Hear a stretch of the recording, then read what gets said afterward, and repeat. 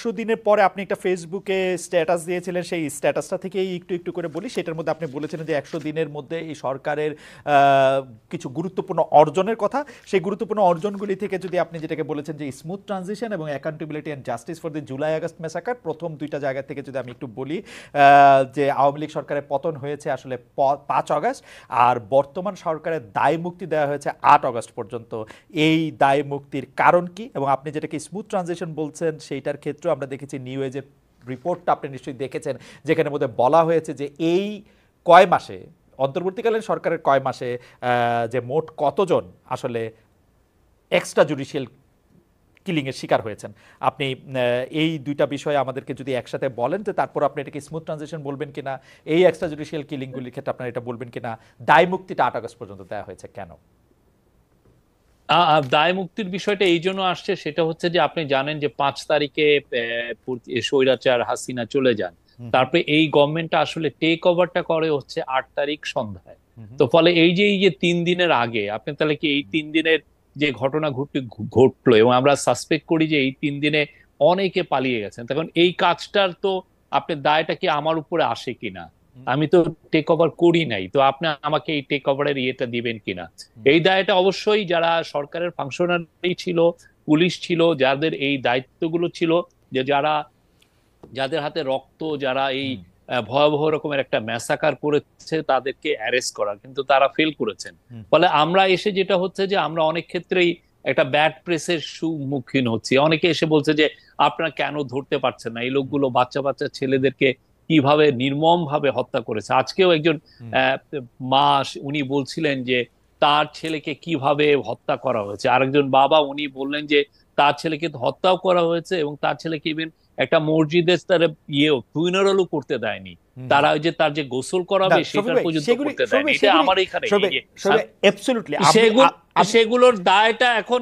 হ্যাঁ, তারপরে যে জিনিসটা, সেটা আপনি সেকেন্ড যে কথাটা বললেন, যে এই যে এক্সট্রা জুডিশিয়াল কিলিং বা যে কোনো পোস্ট রেগুলেশন খুবই ভয়াবহ রকমের ক্যাওটিক হয়। সেই জায়গায় আমি মনে করি প্রফেসর ইউনূসের লিডারশিপের কারণে দেশে জাস্ট 100 দিনের মাথায় আমি বলতে পারি পুরোপুরি একটা নর্মালসি। আমরা কালকে ক্রাইমের ফিগার, পুরো দেশের যে ক্রাইমের ফিগার সেপ্টেম্বরের না অক্টোবরের আমরা দিয়েছি।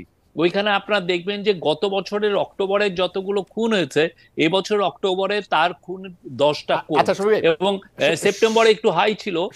ওভারঅল আমরা মনে করি সিচুয়েশন হ্যাজ আমরা একটু আগের জায়গা থেকে আসি, যে 6, 7, 8 তারিখে যা হয়েছে, বা 5, 6, 7, 8 তারিখে যা হয়েছে, তার জন্য দায় আপনাকে নিতে হবে না, কিন্তু আপনি প্রোটেক্ট করতে চাইছেন কাকে? শেখ হাসিনা পালিয়ে যাওয়ার পর যে ঘটনাগুলি বাংলাদেশে ঘটেছে, যারা মারা গেছে, যাদেরকে মারা, এইটার জন্য কেন ইনডিমনিটিকে 3 দিন বাড়াতে হবে? আমি শফিক ভাইয়ের কাছে আসলে এটা একাডেমিক ইন্টারেস্টে জানতে চাই যে এটা কেন, মানে কাকে?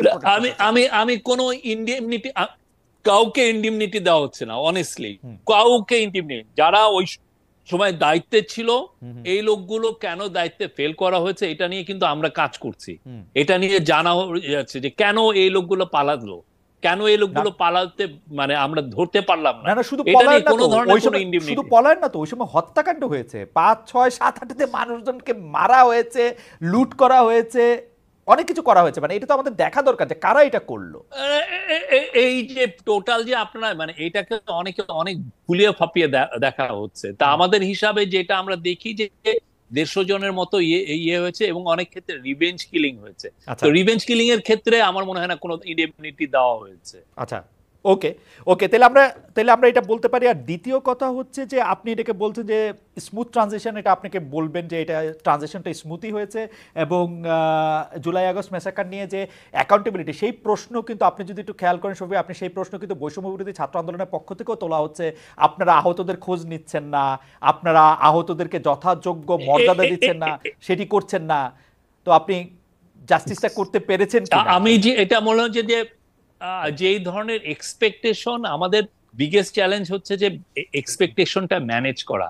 আমরা বলছি তো আমরা কাজ করছি, আমরা প্রত্যেকটা ডেট আমরা খুঁজে দেখছি, অনেক মৃত্যু আসছে, মৃত্যুর খবর আসছে, আমরা প্রত্যেকটা স্ক্রুটিনাইজ করছি, প্রতিটা গ্রামে গ্রামে যাওয়া হচ্ছে, ডিসিদের নেতৃত্বে কমিটি করে প্রত্যেকটা গ্রামে গ্রামে যাওয়া হচ্ছে। আর যে আহত আমরা পুরোপুরি 19,900 জনের মতো আহত আমরা পেয়েছি, প্রত্যেককে নাম ধরে ধরে স্ক্রুটিনাইজ করে কার কিভাবে আহত হয়েছে এবং তাদের পাশে দাঁড়ানো হয়েছে। দুই একটা এদিক বেদিক হয়েছে, আমরা অস্বীকার করছি না, বাট সত্যিকার অর্থে আমরা তাদের পাশে দাঁড়িয়েছি। আপনি যদি ভালো মতো করে এটা ইনভেস্টিগেটিভ জার্নালিজম করেন, দেখেন যে আমাদের দায় কত, আমরা এখানে পারছি কিনা। আমি মনে করি যে আমরা তাদের পাশে দাঁড়িয়েছি, বাট তারা যেটা চাচ্ছেন, তারা আরো চাচ্ছেন, আমরা চেষ্টা করছি তাদের পাশে দাঁড়ায়। বিদেশি সবার সাথে কথা হচ্ছে, ইউএস এর সাথে, ইউএস এর থেকে টিম আসছে, ইউকে থেকে টিম আসছে, নেপালের থেকে কর্নিয়ার নিয়ে আসা হয়েছে, অন্যান্য অনেক দেশের থেকে টিম, চায়নার থেকে টিম আসছে, তারা এসে এই কাজগুলো করছেন। আমরা এটাই, এবং 11টা বিশেষায়িত হসপিটালে তাদেরকে আমরা চিকিৎসা দিচ্ছি, এবং অনেকের, এবং তাদেরকে দেওয়ার জন্য হেলথ মিনিস্ট্রি থেকে এক ধরনের আমরা ওয়েবসাইট করে দিয়েছি, লিস্ট করা হয়েছে। তো এখানে কেউ, আমরা তো এই আমরা এর থেকে আমার মনে হয় না যে আরো বেশি আমাদের করা উচিত, অবশ্যই আরো বেশি সুষ্ঠু, বাট সেই ক্ষেত্রে আমাদের ব্যুরোক্রেটিক কিছু সমস্যা আছে, সেটা আমরা ওভারকাম করার চেষ্টা করছি। এই উষ্মাটা